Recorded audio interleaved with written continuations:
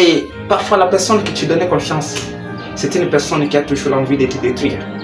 Ce qui est important, c'est de savoir l'esprit de discrimination, de savoir qui est proche de toi et de savoir détecter les vraies identités des gens. Et le monde a une partie des responsabilités.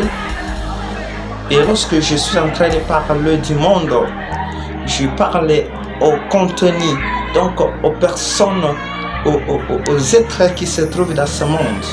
Donc nous qui y sommes.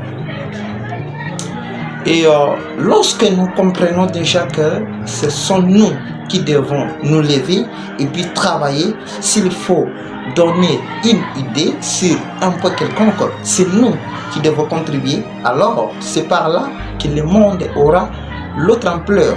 Et lorsque nous sommes en train de penser que non, c'est Dieu qui doit intervenir, alors qu'il y a une partie des responsabilités que nous devons porter notre contribution, il y a aussi une partie que Dieu doit intervenir. C'est par là que les gens ne comprennent pas. Parfois, les gens se confondent.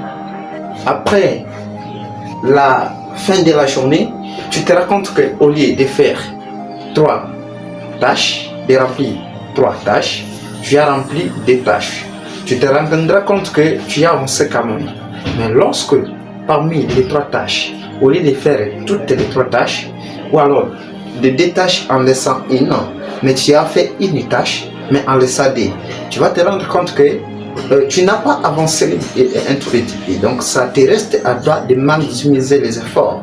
Alors lorsque tu traverses le monde, lorsque tu traverses la vallée, lorsque tu traverses le désert, ce n'est pas important de dire à tout le monde.